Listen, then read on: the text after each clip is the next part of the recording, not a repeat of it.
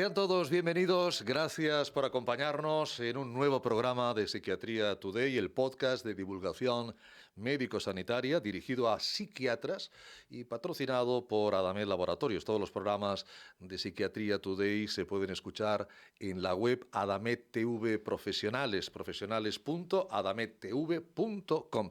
Miren, a partir de ahora, a diferencia de los 8 programas anteriores, 8 podcasts anteriores, vamos a variar el formato en el que en 20 minutos profundizaremos en un tema de interés y de actualidad para todos los profesionales del mundo de la psiquiatría. Nos va a ayudar a introducir cada tema el doctor Miguel Ángel Demón, que es médico especialista en psiquiatría, es adjunto en el Hospital Infanta Leonor de Madrid, profesor investigador de la Universidad de Alcalá. Doctor Álvarez Demón, don Miguel, bienvenido y gracias por acompañarnos.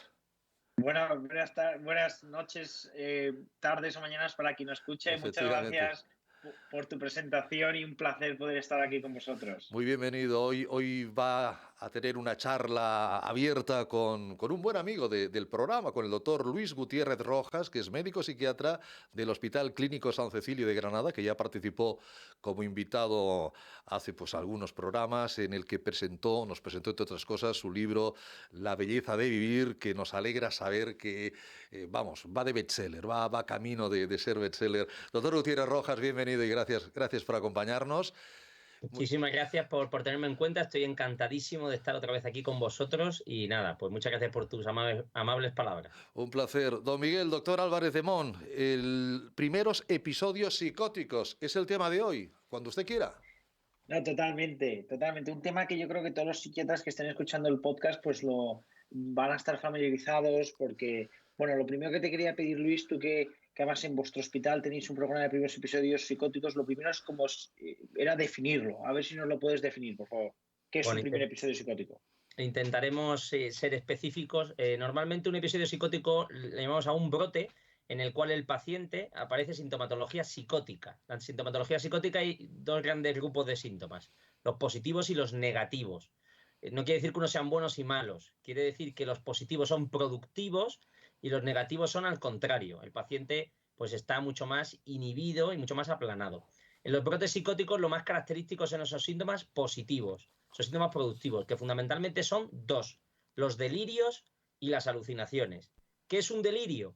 Una idea que no tiene contacto con la realidad. Es muy típico el delirio paranoide, de persecución, que no es que le persigan al paciente, sino que tiene esa sensación de que le pueden vigilar. Hoy en día la gente delira mucho con los móviles, con internet. En mi móvil ponen algo, en Facebook escriben a mi nombre, en YouTube ponen vídeos con mi cara. Y las alucinaciones. Las alucinaciones son de los 5 sentidos, son ilusiones sin objeto. Las más frecuentes, las auditivas. Escucho voces que me dicen cosas. A veces una voz que me insulta, una voz que me genera angustia, o que me genera ansiedad, o que habla de mí, o que me acusa de algo. Entonces, claro, el paciente pierde ese contacto con la realidad. Tiene esos dos síntomas que le generan una angustia psicótica y que puede en ese contexto pues presentar algunas alteraciones conductuales que normalmente hacen que el paciente tenga que ir a urgencia o que la familia lleve al paciente a que le atienda un profesional. Eso es curioso porque no sé tú qué opinarás, pero a mí personalmente sí que me preocupa mucho que a veces los síntomas que más distorsión producen en nuestro entorno son los que hacen que te lleven al médico. Es decir, esto, como habías tú explicado, un episodio psicótico se caracteriza por síntomas positivos y por síntomas negativos. Curiosamente, los síntomas positivos quizá porque sean más floridos o porque sean más llamativos o porque disturben más a nuestro entorno familiar, hacen que la familia te lleve al médico, pero curiosamente eso responde mejor al tratamiento. O sea que, de hecho, los síntomas negativos quizás son los que nos tengan que preocupar más, ¿no? Pero efectivamente, bueno. Los síntomas positivos son más agudos. En general, en medicina, en psiquiatría, lo que es muy agudo, muy abrupto, es de buen pronóstico. Pues es muy llamativo, el paciente se pone muy mal, pero mejora rápido. Los síntomas negativos son más insidiosos, se van implantando poquito a poco. Y como tú bien señalabas, pues son más graves. El autismo, el aislamiento, el aplanamiento, la abulia, que quiere decir no tener ganas de hacer nada, la alogia, que es esa dificultad cognitiva. De hecho, estás describiendo las AS de Bleuler, ¿no? Las o sea, que la abulia, apatía, alogia, que efectivamente no llama la atención a lo mejor tanto en nuestro entorno, pero de hecho es lo más grave. Y a mí en ese contexto, a mí personalmente los trastornos psicóticos pues me preocupan, ¿no? Porque están entre las principales causas de discapacidad a nivel mundial, ¿no? Al final, revisando para este podcast, los datos, hombre, varían según el estudio, pero la prevalencia de sufrir algún trastorno psicótico a lo largo de la vida es del 2-3%, ¿no? Entendiendo por algún trastorno psicótico, pues un trastorno psicótico breve, un trastorno esquizofreniforme, un trastorno esquizoafectivo o una esquizofrenia. Quiero decir que al final todos los trastornos de espectro autista, bueno, pues tienen una prevalencia a lo largo de la vida del 2 o 3%, o sea que es importante, ¿no? Entonces yo te quería preguntar, porque al final yo tengo una percepción, yo tengo una sensación, al menos por los psiquiatras que somos quizá un poco más jóvenes incluso que tú, ¿no? O sea, que tú también estás entre los psiquiatras jóvenes, por supuesto. Tengo la sensación de que en los últimos 10 años quizá se hayan puesto de moda los programas de primeros episodios psicóticos, que me parecen muy importantes porque creo que una enfermedad tan grave que encima suele debutar en gente joven, es decir, que de alguna manera te puede fastidiar el resto de tu vida, merece la pena tratarla, porque cuando tiene un buen tratamiento el pronóstico mejora. Entonces, te quería preguntar si nos podías contar un poquito cuándo te parece a ti que se empezaron a se comenzaron a poner de moda los programas de primeros episodios psicóticos, un poco de tu experiencia en el hospital en el que tú estás. Bueno, pues a ver qué nos puedes Bueno, contar. normalmente, como tú bien señalabas, un 2-3% sufren episodios psicóticos y un 1% son episodios psicóticos de repetición, que se van repitiendo en el tiempo, que ese es el diagnóstico de la esquizofrenia.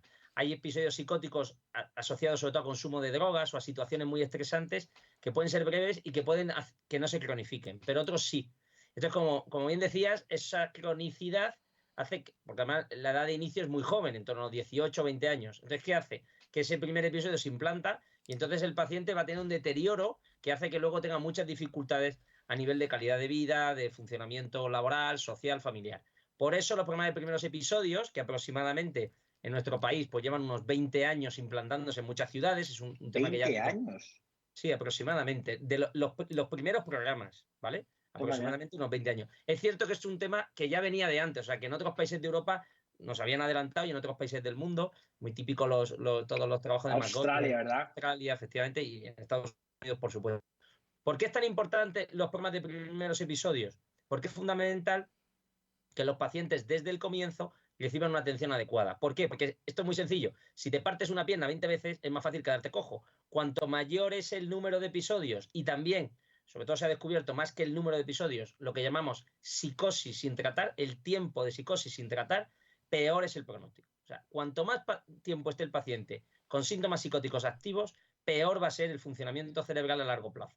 Por tanto, en estos programas, ¿qué hacemos? Generar conciencia de enfermedad, explicarle al paciente, intentando evitar mensajes estigmatizadores, que tiene una enfermedad, que necesita ayuda y que tiene que prevenir nuevos episodios para poder mejorar la calidad de vida en el largo plazo. Y eso es lo que se hace en estos programas, que aquí en Granada los tenemos implantados en varias ciudades y que la verdad es que funcionan muy bien porque estamos intentando enlentecer ese mal pronóstico de la enfermedad.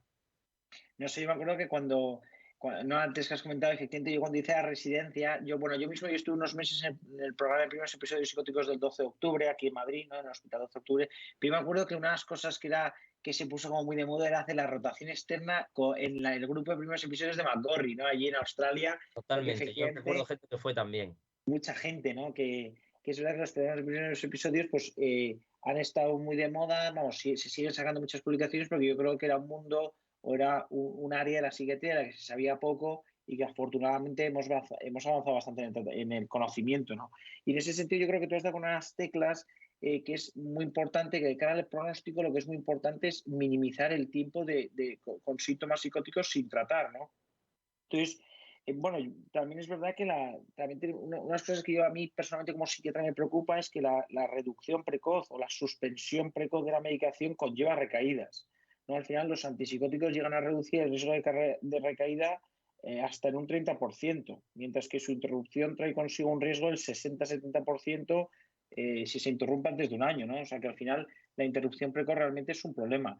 Pero en este caso yo te quería preguntar, a ver si en tu experiencia, ¿no? Porque al final, por ejemplo, la olanzapina pues es de los antipsicóticos más empleados porque es un antipsicótico atípico, suele ser incisivo, pero claro, a veces produce efectos secundarios tipo ganancia de peso, que a veces, sobre todo en pacientes jóvenes, pues les suele, bueno, pues les suele molestar o a veces es un motivo por el que abandonan el tratamiento. Entonces, ¿tú qué recomendación nos darías a los psiquiatras, por un lado, o qué le deberíamos decir a los pacientes para intentar minimizar la falta, para intentar mejorar la adherencia al tratamiento, ¿no? O minimizar pues, el abandono terapéutico? Bueno, varias ideas. Bueno, efectivamente la olanzapina es de lo más utilizado. Yo diría que las pinas con olanzapina a la cabeza y las donas con risperidona a la cabeza son los dos fármacos que más utilizamos. Ahora mismo también tenemos agonistas parciales, otros mecanismos de acción, y evidentemente dentro de esos grupos hay muchas diferencias, ¿no? Pero en concreto con olanzapina creo que es un fármaco muy eficaz. O sea, por eso se utiliza tanto. Yo creo que sigue siendo un fármaco que utilizamos todos los días. Como señalabas, el gran problema de la olanzapina es el aumento de peso y por tanto todo lo que eso acarrea. Aumento de colesterol, aumento del azúcar, el tema de la intolerancia a la glucosa y que al final está todo asociado al síndrome metabólico. En mi experiencia, y también lo señalan así los estudios, hay una respuesta que es bastante, vamos a llamarlo, individual. O sea, hay personas que engordan mucho a dosis no muy altas y al revés, hay gente que no engorda tanto. Tiene mucho que ver con la simbiosis o, como vamos a decirlo, con la respuesta individual del paciente. ¿Qué es importante? Señalarlo y seguir al paciente. Yo creo que cualquier paciente con antipsicóticos atípicos, muy especialmente con olanzapina, también con clozapina, necesita tener un seguimiento médico. Y a veces el psiquiatra es el único médico de cabecera, entre comillas, de ese paciente.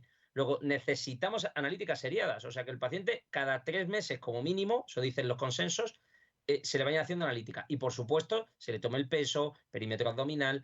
Y es importantísimo incidir en dos factores, la dieta y el ejercicio físico. Nuestros pacientes, por su enfermedad a veces, tienden al sedentarismo y eso hace que sea una bomba de relojería, algo que engorda. El paciente está parado y encima no come de forma adecuada, pues evidentemente se acelera la muerte, ¿no? Y eso además se une a un factor que es súper frecuente en nuestros pacientes, que es el tema del tabaco. Y no, y yo creo que has tocado varios temas muy interesantes, ¿no? Mi experiencia clínica, por lo menos, es que a un paciente, cuanto más le explicas que puede ganar peso con un tratamiento, pues antes se ponen las pilas con ello, ¿no? Pero quizá no en el momento agudo, que probablemente por la descompensación no está en condiciones de implementar medidas higiénico-dietéticas, pero desde luego me parece que una vez que esté estabilizado son las cosas que hay que trabajar, porque al final yo siempre digo, ¿no? Que no es que no engorda la molécula, lo que puede hacer es que te da más apetito y si tienes más apetito comes más y por lo tanto engordas.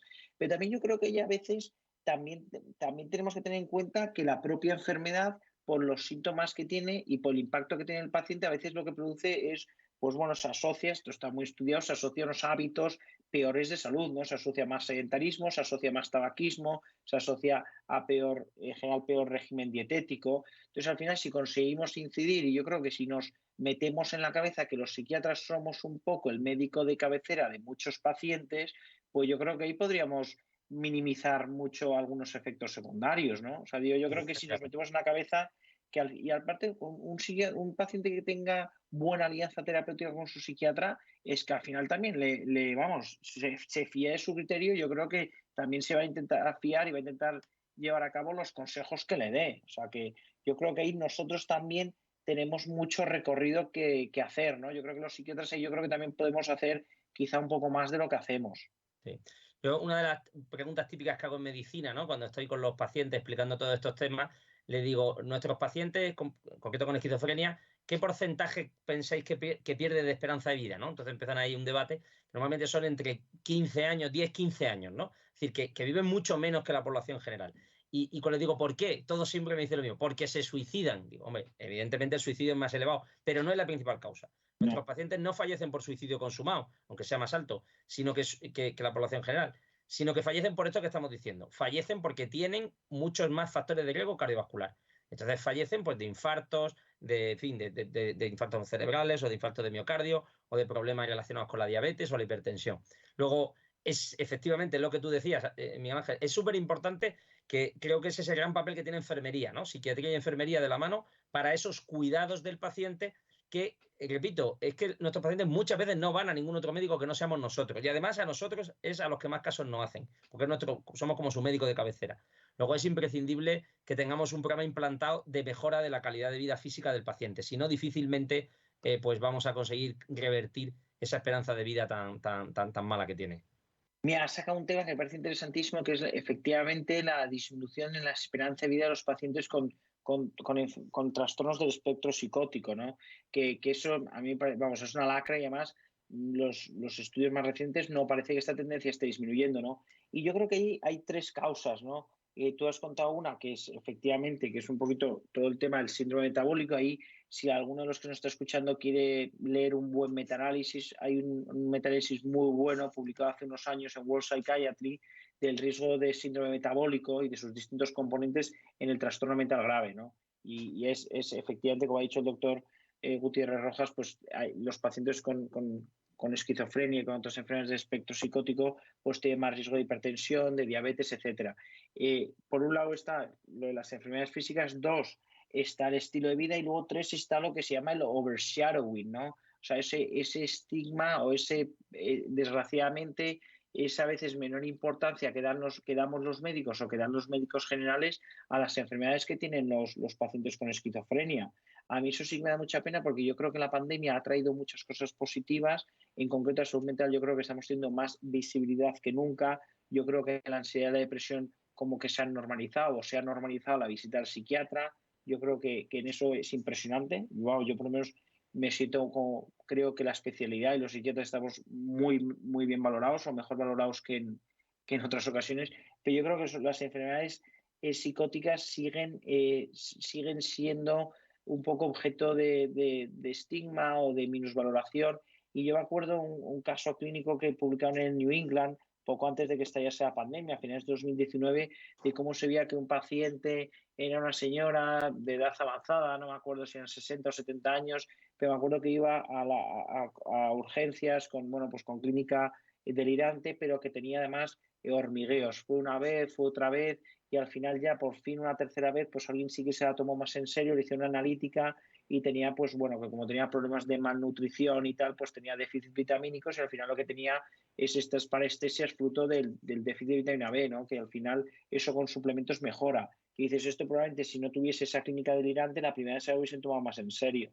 O sea que eso a mí también personalmente me da Estoy mucha muy de pena. acuerdo contigo y tengo experiencias similares muy negativas, ¿no? Me acuerdo alguna en urgencias, ¿no? Es decir, ha venido un paciente de los tuyos, me hace gracia de los tuyos, ¿no? Porque tiene una enfermedad mental, y entonces viene diciendo pues que le duele el estómago, o que tiene fiebre, o que tiene tos, o que dice, ¿qué hago? Mira, pregúntale que desde cuándo, que por qué le duele, que o sea, una persona que habla tu idioma, que ve la tele, que vota, en fin, que es un ser humano normal. Entonces, a veces es lo que estamos diciendo, ¿no? Es decir, incluso lo que antes señalaba, ¿no? Es que estas medicaciones puede ser que no le sienten bien o no se las va a tomar, o el tema de los screening, por ejemplo, para los programas de detección del cáncer, o el tema, por ejemplo, podríamos, aquí que seguro que nos escuchan muchos profesionales, lanzo la pregunta, ¿cuántos de vuestros pacientes con trastorno bipolar o esquizofrenia con tasas de tabaquismo, ¿no? De dependencia nicotínica de un 50%, en trastorno bipolar de un 80% en esquizofrenia, ¿cuántos acuden al neumólogo? ¿Cuántos toman broncodilatadores y cuántos se han hecho, por ejemplo, espirometrías o se han hecho algún tipo de análisis para ver cuál es su daño pulmonar? Y es sorprendente la cantidad de pacientes que no han ido jamás. Bueno, esto tiene que ver con lo que tú dices, con un estigma por el cual nuestros pacientes no reciben la atención adecuada. Y entonces es una pena, porque al final muchas de estas enfermedades son prevenibles y por tanto podrían conseguir que mejoráramos la esperanza de vida del paciente. Pero bueno, yo creo que efectivamente yo creo que hay que poner los problemas sobre la mesa y hay que darles visibilidad, pero yo creo que como también hay que ser tremendamente optimistas y transmitir esperanza, yo creo que el punto de aprendizaje que yo me llevo del podcast de hoy es, mira, hemos repasado este punto de que efectivamente los pacientes con enfermedades del espectro psicótico, con enfermedades psicóticas, tienen menos esperanza de vida, influyen varios factores, pero desde luego el descuido por su salud física es uno de ellos y creo que nosotros como psiquiatras, que a veces ejercemos casi como médicos de cabecera de estos pacientes, debemos de estar más pendientes de que se hagan sus screenings, sus revisiones periódicas y que a veces vamos a ser nosotros los que tengamos que pedir la analítica para ver cómo está el colesterol, etcétera, etcétera. Sí, sí, totalmente. Luego, sí, quizás ese sería el principal mensaje. ¿Cómo podemos mejorar la calidad de vida de nuestros pacientes? Pues tengamos en cuenta que no existe salud sin salud mental, ni tampoco sin salud física. Y nosotros los psiquiatras tenemos que ponernos las pilas a la hora de atender a todas estas causas. Ser las personas que den la voz de alarma o que deriven al paciente al profesional adecuado para que reciban esa atención. Por ejemplo, y lo lanzo también como idea, ahora estamos haciendo un programa de prevención o de detección, mejor dicho, de la hepatitis C en nuestros pacientes. Es un tema sobre el que estamos poniendo ahora el acento. Tenemos algunas publicaciones en nuestro departamento al respecto y pasa igual. A veces hay pacientes con trastorno mental grave que tienen hepatitis C, la hepatitis C se está curando y estos pacientes no están siendo bien atendidos. Luego, pongamos el acento en la salud física y ayudemos a los pacientes a mejorar sus comorbilidades. Seguro que mejorarán tanto físicamente como psíquicamente. No, ya para cerrar, simplemente decir que me gusta mucho tu lema, porque efectivamente ahora se habla mucho de que no hay salud sin salud mental, pero nosotros los psiquiatras, que estamos muy concienciados con la salud mental, creo que nos debemos de concienciar de que no hay salud mental sin salud física. O sea, Totalmente, también. eso Está bien me darle la parece, vuelta. me parece que es como una buena manera de cerrar el podcast de hoy, y yo espero que a todos los que nos escuchéis haya resultado ameno y sobre todo útil, ¿no? Que al menos nos llevemos un par de perlas, digamos, para casa, ¿no? Para mejorar o para, bueno, pues para mejorar nuestra práctica clínica. Seguro que más de un par, seguro que más de un par. Ha sido un placer escucharles, don Miguel Álvarez de Mon, don Luis Gutiérrez, un placer, insisto. Cuídense mucho y nos vemos en el próximo podcast. Gracias y hasta pronto, Muchísimas doctores. gracias, Ricardo. Nos vemos más veces. Un Gracias, Miguel Muchas Ángel. gracias, Ricardo. Un, Gracias, Luis. un placer, doctor, gracias. Ya saben que pueden enviar también sus preguntas, sugerencias a contactos@psiquiatriatoday.com. Por hoy terminamos este podcast, un tiempo patrocinado por Adamet Laboratorios. Muchas gracias por el suyo, por su atención y hasta pronto.